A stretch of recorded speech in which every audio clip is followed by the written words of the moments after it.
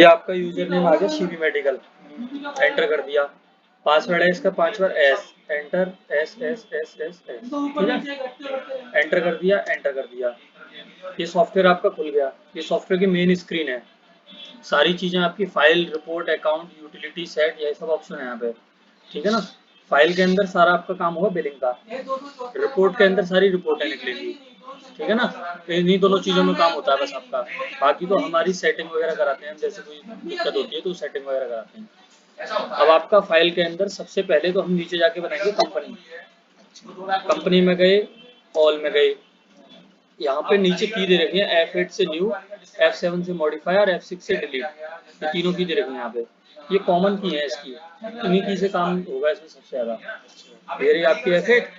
अब यहाँ पे मुझे नई कंपनी बनानी है, तो नई कंपनी बनाने के लिए मैं दबाऊंगा F8। F8 दबा दिया मैंने। F8 दबाने के बाद अब जैसे कंपनी आपकी, मान लो ये प्रोडक्ट है कोई, कैटोरल क्रीम, कोटारेल क्रीम, ठीक है, इसकी कंपनी है FDC। FDC कंपनी का प्रोडक्ट है, तो मैं FDC के नाम से कंपनी बना लेता हूँ। एंटर कर दिया, बस कंपनी का नाम डालना है, बस एंटर एंटर एंटर एंटर करके लास्ट में पूछता है ओके इंडेक्स, ओके इंडेक्स, तो हम ओके इंडेक्स पे आके एंटर कर देंगे, सेव हो गई, ठीक है। इस तरीके से सारी कंपनी बनानी होंगी आपको F8 से। F8 दबाया, अब जैसे FRAN, फ्रेंड के नाम से कंपनी है, ठीक है ना, एंटर एंटर करके सेव कर दी। सारी कंपनियां आप यहाँ पे बना लेंगे। सारी कंपनियां बनाने के बाद एस्केप से बाहर जाते हैं, ये आपकी वीडियो बन रही है। ESC से बाहर जाते हैं एस्केप से, ठीक है। इसके बाद हम जाते हैं प्रोडक्ट में। प्रोडक्ट में गए, ऑल में गए, यहाँ पे भी F8 दबा के ही नया प्रोडक्ट बनेगा। जितनी भी आपकी दवाई हैं सबके नाम इसमें सेव करने पड़ेंगे, उसके लिए हम F8 दबाएंगे। F8 दबाने के बाद जैसे COTARYL कॉटरल क्रीम, एंटर किया, नाम डाल दिया, एंटर कर दिया। उसके बाद पूछता है यूनिट, यूनिट में डालेगा इसकी पैकिंग। अगर टैबलेट है तो 1/10 डाला जाता है इस तरीके से, अगर ग्राम में है तो 50 ग्राम डाला जाएगा, अगर ml में कोई चीज़ है तो 50 ml डाला जाएगा। इस तरीके से इसकी पैकिंग डालनी होती है। ये 50 ग्राम की क्रीम है, अभी 50 ग्राम डाल दिया मैंने, एंटर कर दिया, एंटर कर दिया। इसके बाद कंपनी कोड पूछता है, इस पर एंटर करेंगे तो पूछेगा किस कंपनी का है ये। जितनी भी कंपनी हमने वहाँ पे बनाई होंगी उन कंपनी में से सिलेक्ट करना है किस कंपनी का है, तो ये FDC कंपनी का है, इस पर FDC पे एंटर कर दिया। इसके बाद बॉक्स पैकिंग, एक बॉक्स में कितनी वो आती है। अगर आपका वैसे पीसीस टू पीसीस चलता है तो इसे डालने की जरूरत ही नहीं है। अच्छा, पीसीस में आती है, पीसीस में जाती है, बॉक्स का हमें हिसाब रखने की जरूरत ही नहीं है, तो इसको खाली छोड़ देंगे। केस पैकिंग, यूनिट पैकिंग कुछ नहीं डालनी। इसके बाद आता है आपका GST। GST इस पे है 12%। आइटम कोड कुछ नहीं है, सेस इस पे है ही नहीं कुछ। HSN कोड इसका 3004 है। प्रोडक्ट बनाने के लिए ये जो हम प्रोडक्ट सेव कर रहे हैं इसमें केवल हमें 5 चीज मेन भरनी होती है बस, बाकी सब हम खाली छोड़ देते हैं। अभी यहाँ पे जब हम परचेज चढ़ाएंगे तो ये रेट वगैरह सब वहाँ पे पड़ते हैं। अभी केवल नाम, unit, company, GST, HSN code, ये 5 ही चीजें भरनी है केवल। इसके अलावा सब खाली छोड़ देना है, जैसा है एज इट इज छोड़ देना है। एंटर एंटर करके ओके एंड एक्सिट पे से सेव कर दिया। ये एक प्रोडक्ट बन गया।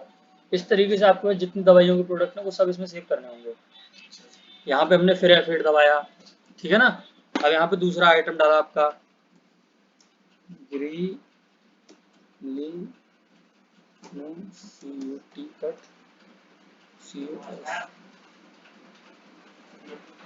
CTUS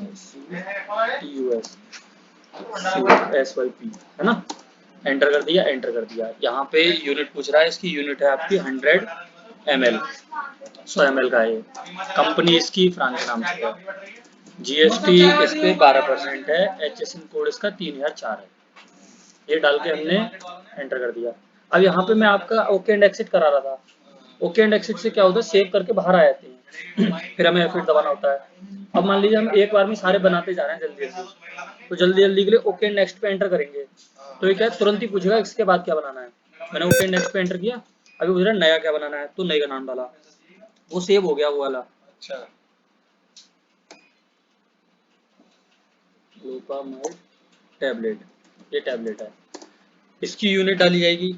इसमें डाला है 1/10, मतलब एक पत्ते में 10 टैबलेट हैं, ये इसकी यूनिट हो गई। इसके बाद कंपनी है फ्रांड के नाम से है, चलो जीएसटी इस पे 12% है, अरे 12% है। HSN कोड इसका 3004 है। इस तरीके से फिर से ओके नेक्स्ट पे एंटर कर दूंगा तो अभी नया पूछ रहा है। अब मुझे नहीं बनाना तो मैं स्किप कर दूंगा। यहाँ पे आपके सारे प्रोडक्ट दिखा रहा है कितने आपने बना लिए। अच्छा। आपने 3 प्रोडक्ट बना लीजिए, ठीक है। इसके बाद हम करते हैं एस्केप, बाहर आ गए। हमने फाइल के अंदर ये 4 चीज हमें कंप्लीट करनी होती है पहले, तब उसके बाद आगे का काम होता है। कंपनी प्रोडक्ट हमने बना लिए, अब हम बनाएंगे सप्लायर जिससे हम माल लेते हैं, अच्छा। और उसके बाद होता है कस्टमर जिसको हम माल देते हैं, ठीक है। सप्लायर में गए, ऑल में गए, यहाँ पे F8 से ही नया सप्लायर बनेगा। F8 दबाया, सप्लायर का नाम जैसे मान लीजिए बजाज मेडिकल एजेंसी है, BAJAJ मेडिकल एजेंसी, ठीक है। एंटर कर दिया। इनका GST नंबर 09AGEP77001A1Z3, एंटर कर दिया। एंटर कर दिया। यहाँ पे एड्रेस,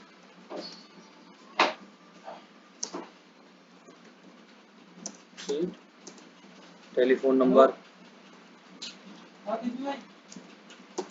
ठीक है, सिटी, एरिया, रेलवे रोड का एरिया है ना, पिन कोड, इनका DL नंबर 20B/32 21B/, ठीक है। बस यही चीजें भर के एंटर करके हमने इसे सेव कर दिया। ये एक सप्लायर बन गया। इसी तरीके से जितने भी सप्लायर जिनसे आप माल लेते हैं उन सबके नाम इसमें सेव करने पड़ेंगे। एस्केप से बाहर चले गए हम। इसके बाद आता है आपका कस्टमर, जिसे बेचना है। जैसे बेचना है। कस्टमर में गई, ऑल में गई, सेम तरीका है कस्टमर बनाने का। F8 दबाया, जैसे पवन मेडिकल स्टोर, ठीक है ना, पवन मेडिकल स्टोर का GST नंबर,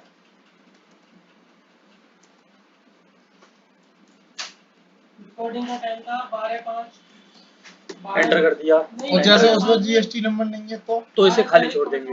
वो भी कंडीशन बताऊंगा अभी मैं, दोनों ही बताऊंगा, 2 कस्टमर बनाऊंगा अभी। वैसे जरूरत तो है नहीं, आपका तो समाधान योजना में है तो सही ना, तो ठीक है। अब इसका एड्रेस है आपका अलीगढ़, सिटी अलीगढ़, एरिया भी अलीगढ़ डाल देते हैं, पिन कोड, मोबाइल नंबर, ठीक है ना, ऐसे डाल दिया मोबाइल नंबर, DL नंबर ऐसे डाल रहा हूँ अभी, भर दिया ऐसे, है ना। एंटर करके इसे कर दिया मैंने save, okay and accept. Same जैसे मैं F8 से एक और पार्टी बना लेता हूँ, जैसे, ठीक है। GST नंबर नहीं है, मैंने खाली छोड़ दिया, इनकी सिटी डाल दी,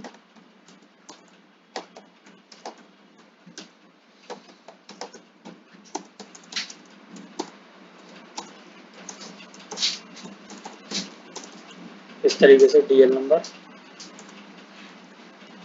टेलीफोन नंबर इसमें पड़ ही जाएगा। हाँ, ये डाल के मैंने सेव कर दिया। ये 2 कस्टमर बन गए आपके, इनको हम माल बेच सकते हैं, अब ये बन चुके हैं। अच्छा। एस्केप से बाहर चले गए। हमने ये चारों चीजें कंप्लीट कर ली। अब इसका मतलब है हम सेल परचेज चढ़ा सकते हैं। सबसे पहले तो मैं चढ़ाऊंगा परचेज। परचेज में गया, परचेज बिल, ऑल, यहाँ पे F8 से ही नया बिल चढ़ेगा। मैंने F8 दबाया, किससे खरीदा हमने, बजाज मेडिकल से खरीदा। जितने भी पार्टी आपको बना रखी सप्लायर आपने, वो सब यहाँ पे शो करा देगा। जिससे खरीदा उसके नाम पे एंटर कर दिया। ये आई है आपके पास टैक्स इनवॉइस। अगर उसमें बिल ऑफ सप्लाई लिख के आता है तो बिल ऑफ सप्लाई उठाएंगे। अगर वो कच्चे पर्चे का माल होता है, मैं समझा रहा हूँ, परचेज समझा रहा हूँ अभी। अब इनका आपका टैक्स इनवॉइस से आया माल तो टैक्स इनवॉइस उठाएंगे, बिल ऑफ सप्लाई से आता है तो बिल ऑफ सप्लाई उठाएंगे। अगर कच्चे पर्चे का माल होता है, एस्टिमेट जैसे बोलते हैं, तो वो अदर सप्लाई में चढ़ता है, इसमें एस्टिमेट का भी माल चढ़ा देते हैं, ठीक है ना। अब रजिस्टर्ड सप्लाई पे हमने एंटर किया टैक्स इनवॉइस पे। इस पर पूछा कैश या क्रेडिट, अगर उधारी में खरीदा है या कैश से खरीदा है, ठीक है ना। हमने कैश में खरीदा, एंटर कर दिया। बिल नंबर डाला, यहाँ पे बिल नंबर इनवॉइस पे दे ही रखा है ये, ठीक है। इसके बाद डाली डेट, किस डेट में खरीदा हमने, 12/5 में खरीदा। एंटर करके बस हमें डेट और बिल नंबर डालना है यहाँ पे, एंटर एंटर करते हैं, एंटर एंटर एंटर एंटर। अब यहाँ पे पूछ रहा है आइटम, क्या आइटम खरीदा है आपने इसमें। अब मान लीजिए जैसे CO डाल के मैंने एंटर किया, तो CO से जितने आइटम होंगे वो सारे आइटम आ सब जाएंगे। आएंगे। ये क्रीम खरीदी हमने, हमने कितने पीस खरीदे हैं, पीस खरीदे हमें 4। परचेज रेट सब इनवॉइस में दे रखा होता है, 51 रुपये 79 पैसे, ठीक है ना। हाँ। एंटर कर दिया, एंटर एंटर। डिस्काउंट है कुछ, कुछ नहीं है। स्कीम है कुछ, कुछ भी नहीं है। एडलेस कुछ भी नहीं है। 12% GST लग गई अपने आप लगा दी इसने। इसकी MRP आपकी है इसकी 83 रुपये 50 पैसे, ठीक है। एंटर कर दिया। अब यहाँ पे पूछता है आपसे ट्रेड रेट। ट्रेड रेट होता है आपका बिक्री वाला रेट, आप कितने का इसे बेचेंगे आगे। अच्छा। हाँ, यहाँ पे आपकी दोनों चीज दिखा रहा है कि बिना टैक्स के आपका 51 रुपये 80 पैसे का था, टैक्स लगा के आपको 58 रुपये का नेट ये पड़ा है। और आप इसे कितने का बेचेंगे, मतलब जैसे परसेंटेज के हिसाब से लेते हैं आप, कैसे लेते हैं। हाँ क्या, मतलब बेचते के जगह हाँ वो तो 2% 3% जो भी है, 4-5। तो वो परसेंटेज यहाँ पे ट्रेड रेट जो होता है ये बिना टैक्स वाला रेट होता है, अच्छा। मतलब जिसमें GST नहीं लगी हुई है। हाँ। आप वैसे तो आप तो नेट बेचते होंगे, हाँ। ठीक है ना। तो इस रेट को खाली, मतलब खाली तो नहीं छोड़ सकते, इसमें कुछ भी भर देंगे। जैसे मैंने इसमें 60 डाल दिया, इसे फर्जी डाल दिया, इससे हमें मतलब ही नहीं है, इसके आगे बना आगे बढ़ता नहीं है, लेकिन हमने ये फर्जी डाल दिया ऐसे। अभी मैं आपको आगे नेट रेट बताऊंगा। इसका batch number 308 K002 batch number ये है। एक्सपायरी है इसकी आपकी 10/20 अक्टूबर 2020। यहाँ पे आ रहा है आपका नेट रेट, ये होता है आपके लिए मेन।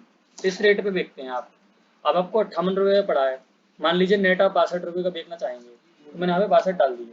वैसे तो सेल करते टाइम आप इसको भी मॉडिफाई कर सकते हैं, लेकिन यहाँ पे एक फिक्स रेट होता है जो सबके लिए फिक्स डालते हैं हम, तो वो रेट यहाँ पे डाल देते हैं हम। एंटर कर दिया। इसके बाद दूसरा आइटम एंटर किया, ये आ गया आइटम। आइटम आपने खरीदे 10, रेट है आपका 56 रुपये 96 पैसे, 56.96। GST इस पे 12% अपने आप लग गई। MRP इसकी 95 रुपये 21 पैसे है। एंटर कर दिया। ट्रेड रेट मैंने डाल दिया, मान लीजिए ऐसी 70। इसका बैच नंबर है आपका S19010, ठीक है। एक्सपायरी है इसकी आपकी 1/21, ठीक है। अब आप यहाँ पे नेट रेट, अब मैं आगे निकल आया तो मैं इस पर दोबारा जम के जाऊँगा।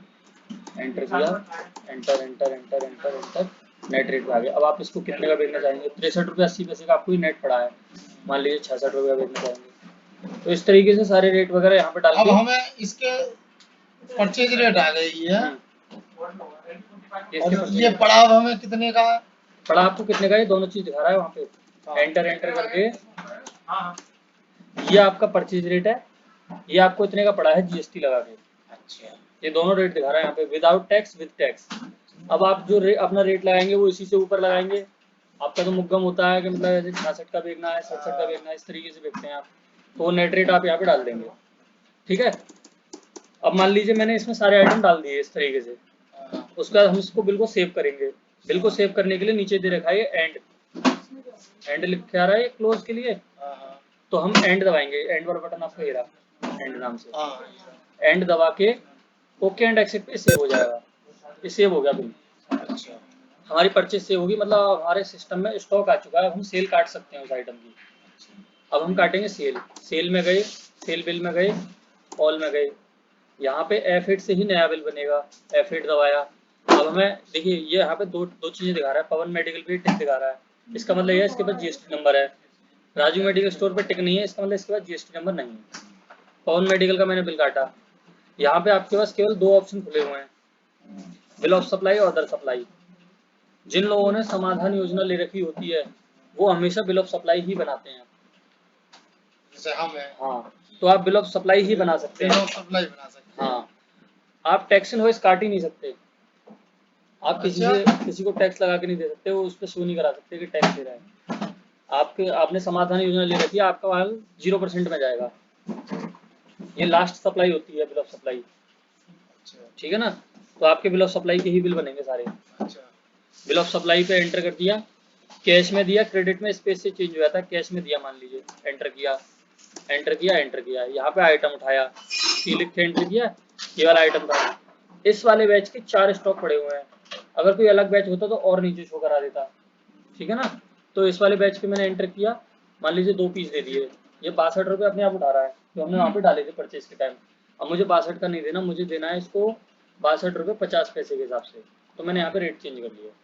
करना चाहें हम यहीं पे कर सकते हैं, वो तो एक नॉर्मल रेट सबके लिए फिक्स होता है। अब यहाँ पे दूसरा आइटम उठाया, दूसरा आइटम ये है, इसके 10 स्टॉक पड़े हुए हैं इस वाले बैच के, अलग बैच होगा तो और नीचे शो करा देगा। अब मान लीजिए ये पीस दिए मैंने 2, 66 रुपये उठा रहा है, 66 का नहीं देगा, मुझे देना है 65 रुपये का। एंटर कर दिया, एंटर कर दिया, 255 रुपये का बिल बन गया, ये नीचे अमाउंट शो करा देता है। अब हमें पेज डाउन दबा के एंड दबा के एंड दबा के ही ओके एंड एक्सिट पे सेव कर देंगे, ये बिल सेव हो गया। इसका देना होता है प्रिंट आउट, प्रिंट आउट के लिए नीचे लिखा हुआ है F2 से प्रिंट आउट हो जाता है, ये लिखा हुआ है नीचे, ठीक है ना। F2 दबा के एंटर करेंगे तो यहाँ पे पेपर साइज पूछ रहा है, पेपर साइज आपका F सही है, F वाला जो फॉर्मेट है वो सबसे सफिशिएंट है, ठीक है ना। F पे एंटर करके ये एक बार निकाल लेंगे ना बिल, एक दो पार्टियों में तो फिक्स हो जाएगा हमेशा, बस आपको F2 करके एंटर करना है, वो अपने आप F पे ही निकलेगा। अब एक एंटर करते ही प्रिंट आउट छप जाएगा आपका, एक एंटर करते ही, ठीक है ना। तो बस यही था। और इसके अलावा सॉफ्टवेयर जब आप दिन में खोलेंगे तो एक बार यूटिलिटी में जाके एक बार सॉफ्टवेयर अपडेट कर लिया करिएगा, इससे क्या है रिफ्रेश हो जाता है। एंटर कर दिया मैंने सॉफ्टवेयर अपडेट पे, ये सारी फाइलें रिफ्रेश हो जाती हैं जब दिन में एक बार खोला, एक बार सॉफ्टवेयर अपडेट मार दिया बस।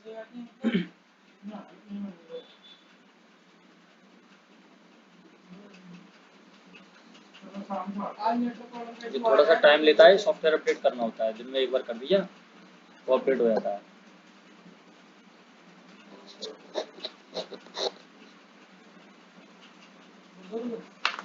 सिम ना दे रहे तुम्हें, सिम तो मशीन में हमने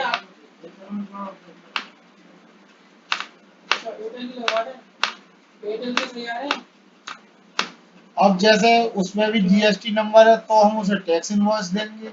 नहीं दे सकते सर, अच्छा आपने समाधान योजना ले रखी है। अच्छा समाधान योजना लेने वाले जो होते हैं उनका जो प्रोडक्ट जाता है वो लास्ट हैंड पे जाता है, मतलब उस पर जीएसटी नहीं होती, 0% करके देते हैं। तो जैसे हम बिल देंगे उस पर ये टैक्स इनवॉइस नहीं नहीं आएगा, लिखा हुआ नहीं आएगा? बिल ऑफ सप्लाई लिख के आएगा, आप उसमें हिसाब से पता कर लीजिए, उस पर बिल ऑफ सप्लाई ही काटनी है आपको। हमारे जैसे वो लोग दे रहे हैं हमें वो टैक्स इनवॉइस। उन्होंने नॉर्मल में करा रखा है, आपने समाधान योजना में ले रखा है ना, उनका नॉर्मल में है। जब से तो हमारा समाधान में ही था। हाँ तो अब क्या नॉर्मल में है? और नहीं अभी भी समाधान में है ना, तो बिल ऑफ सप्लाई ही कटेगी आपकी। अब ये सॉफ्टवेयर, जैसे ये सॉफ्टवेयर अपडेट तो हो गया, अब अपना काम कर लिया जो भी करना है इसमें। अगर मान लीजिए काम खत्म करके आपको बंद करना है सॉफ्टवेयर, तो बंद करने के लिए ये आता है क्विट, क्विट में जाके होता है एक्सिट विद बैकअप, इस पे एंटर कर दिया, एंटर कर दिया, ये सॉफ्टवेयर बंद हो जाएगा आपका।